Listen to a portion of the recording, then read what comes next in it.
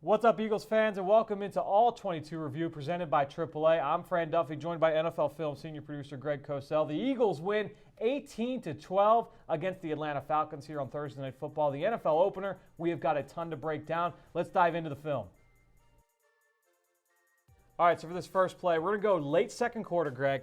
It's 3-3, tight game still, kind of sloppy at this point on both sides. But we get a big third down play, a sack by Jordan Hicks. There's a lot of cool layers to this play. First, let's look at the personnel grouping. Right, well, first of all, it's a blitz. Yeah. The Eagles don't blitz a lot. They did not last year. Yep. Okay? But what they've been doing is playing dime a lot on third down. They did it last year. They play with 6 defensive backs, not 5. But what's really interesting about this play, Fran, and you see a lot of teams do this. We talked about this a ton last year, how teams would ultimately slide their protection to Fletcher Cox.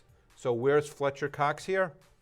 Right there. So teams will slide their protection that way, and this is what film study that coaches do is all about, because Jim Schwartz had an understanding that the slide, meaning the center right here, would slide that way. So what does he do with this particular blitz? It's a man blitz. Is he brings Jordan Hicks, who's the only linebacker on the field, he brings Hicks from the other side, because if you slide the center that way to Cox, who has to pick up Hicks? The back, Devonta Freeman. And Freeman has had some issues in pass protection in his career, so you're setting up really a one-on-one matchup with Jordan Hicks versus Devonta Freeman. Yeah, we're going to let this play roll, and you're going to see exactly what happens. Just like Greg said, that offensive line is going to slide to the left. You see it right here. Yep. You see Beautiful. the C's part, and that's your one-on-one.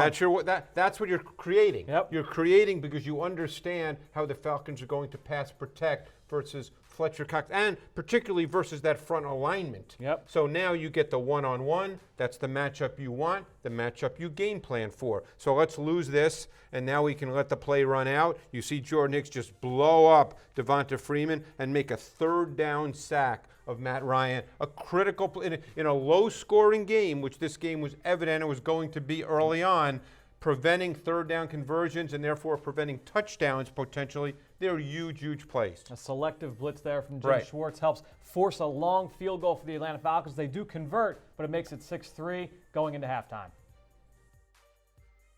So we've got that 6-3 ball game. Now it's third quarter. The Eagles facing third down. And the offense has struggled a little bit to this point now, Greg. But you figure, you look back, we had the celebration of the Super Bowl 52 here before the game tonight. And you think of Philly special. How many times we heard Philly, Philly all offseason? There's no way we'll ever see a play like that ever again. No? No. We're not. Not until third down in the middle of the first game of the next season There opener. you go. And we see something exactly like that. And you see it for obvious reasons here because the offense was really struggling, particularly in the pass game. Nick Foles was completing some passes, but for very minimal yardage. So here's a critical third down. Not that the game was getting away from the Eagles, but you had the feeling that their offense was really not doing a whole lot because it wasn't. So you get to a third down. They've crossed midfield. What do you get? Another version of Philly special. Exactly right. You've got Corey Clement in the backfield. You've got Nick Foles in the backfield. 2/3 of the Philly special trio is right there. Trey Burton obviously in Chicago, so they go down to Nelson Aguilar at the bottom of the screen. Nelson's going to take the reverse here from Corey Clement. As we let this run, you'll see this play out. Dallas Goedert's running down the seam. So with Goedert running down the seam, that side of the field is wide open. Nick Foles finishes the catch once again. This was the longest pass play for the Eagles up to that point. And, with Hollins and Jeffrey not playing, I mean, who knows, maybe Foles becomes a receiver. Maybe he was playing the wrong position. Exactly. Greg. Just an outstanding way for Doug Peterson to kind of get the crowd back into it. And the offense seemed to get a little bit more rhythm. A little bit of juice. No question. So we get to see another version of the Philly special here in the Eagles' victory.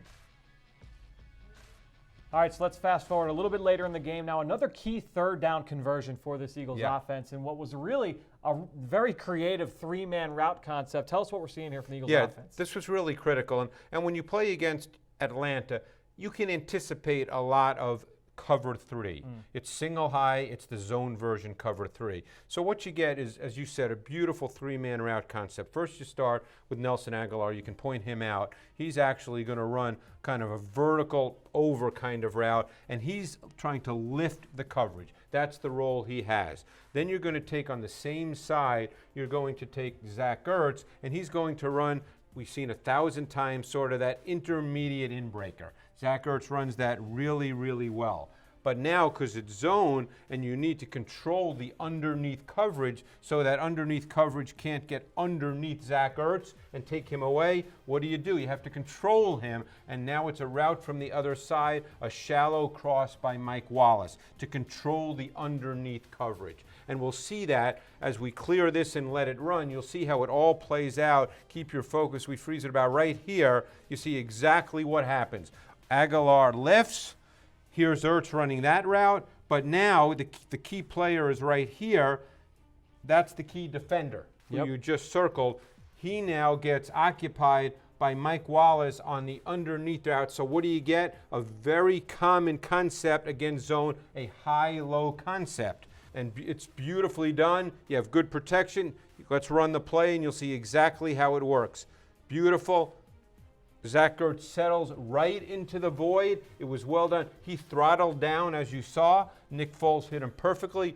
Big third down conversion to go into the tight red zone. Yeah, so the Eagles are able to capitalize now, and you see Jay Ajayi's first touchdown run of the game, the first touchdown of the Eagles' 2018 season. They go up 10-6 off of this drive. There were a lot of defensive players on this Eagles team that had a great game here on Thursday night, Greg. And really, one player you can highlight is Ronald Darby, who was outstanding from start to finish in this game. So they get down to the red zone, the Atlanta Falcons, and Darby's out. He has to come out for an injury. Yeah, so they point out on the broadcast, hey, Darby's out, Rasul Douglas is in. I wonder what's going to happen. Matt Ryan obviously sees the same thing.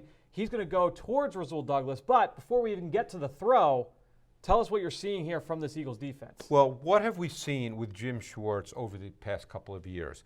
We've seen the fact that when you get into the high red zone, meaning the 10 to 20 yard line, that he likes to play what we call zero coverage. Meaning the concept is this, that you're going to rush 6 and match up man-to-man across the board versus the 5 eligible receivers. That's the concept. There's no deep safety in the middle of the field.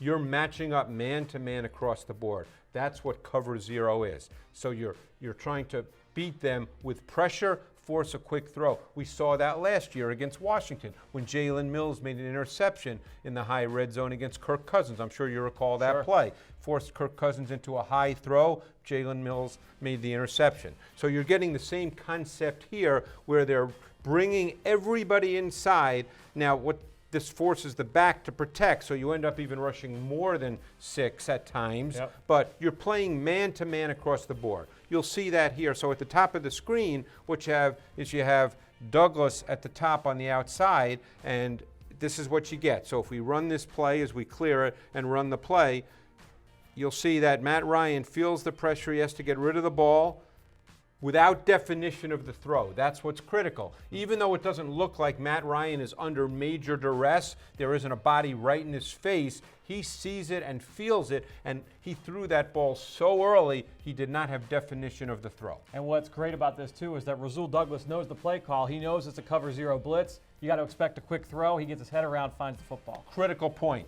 As a corner, you expect a quick throw because of the nature of the blitz and the defensive call. The Eagles get another big turnover in the red zone. There's a big theme here on Thursday night.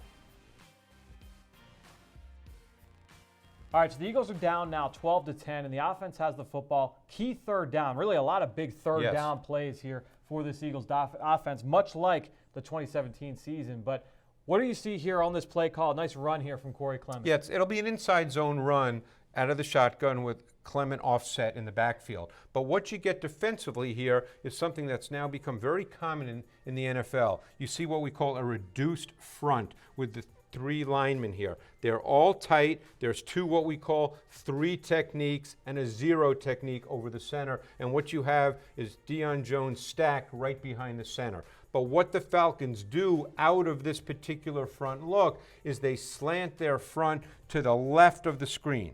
And they scrape Jones. So it's a slant and scrape concept. That's what they do defensively with the front and the linebacker. So if you clear that and we can run this, remember it's an inside zone run, freeze it about right here, perfect. So what you get, you see the whole slant, so they can wash everybody down. the O-line can wash everybody. They can simply take them where they want to go. Yep. But now Jones, because he's scraping, he also removes himself from an inside gap on an inside zone run. So now the hole is created. So let's run the play. You see the hole gets created. It's a huge hole. It's not a breakdown in the defense. This play beat the defensive call.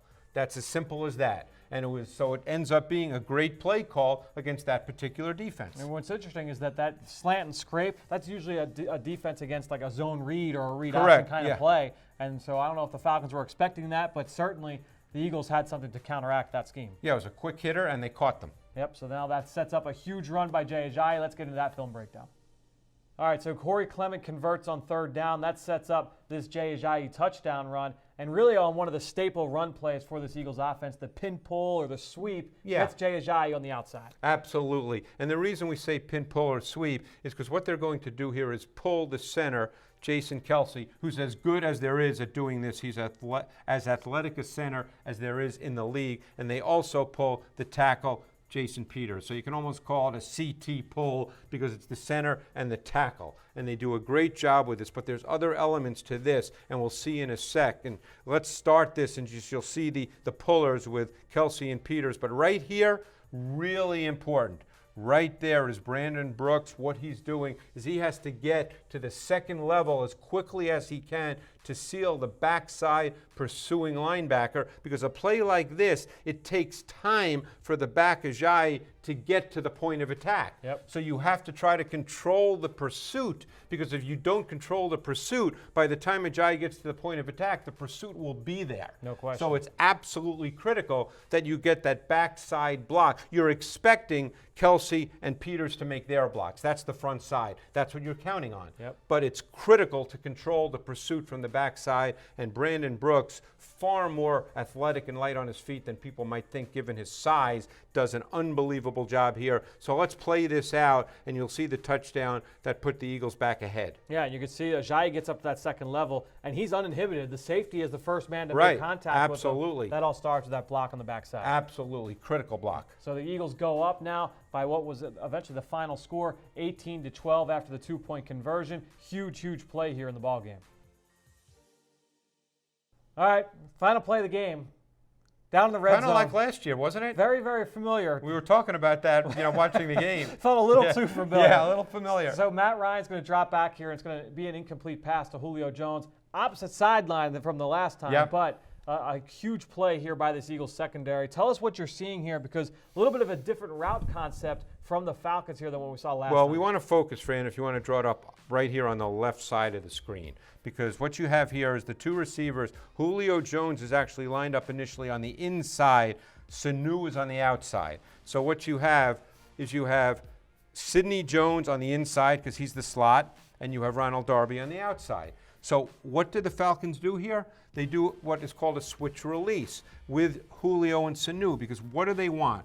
They want Julio to work to the corner against a corner now in Darby, who will be inside of him playing with inside leverage, and give, theoretically, Julio Jones the position to make a back shoulder catch with Darby to the inside of him. Yep. That's the plan. And it actually kind of worked. It's just that Darby did a very good job and kind of pushed Julio a little bit to the sideline. But that's the plan here. So let it run, and you'll see exactly what happens. You can see it. Right now, Darby's inside of him, and Matt Ryan does throw it to the outside. Technically, it kind of worked, but it was a little too far outside, and Jones caught the ball and came down out of bounds. But it was a really good concept. You have Julio Jones, 6'3", physical, can make contested catches against a smaller corner. So it's actually a nice red zone concept. Just for the Eagles' sake, didn't work. Not nice enough. Not nice enough. So the Eagles come away 18-12 with the win. Outstanding on both sides of the ball to kind of fight through some adversity. Yep. The defense was outstanding. The offense came through when they needed to. Obviously not as clean as Doug Peterson would like to see. You want to win these games. No These are the games you want to win. We talked about it so much last year. Though, in that first half of the season, so important to come away with wins just like this. Absolutely. It was football from the year 18-12, but they still got to win. So an outstanding win here. We'll see you next week on All-22 Review.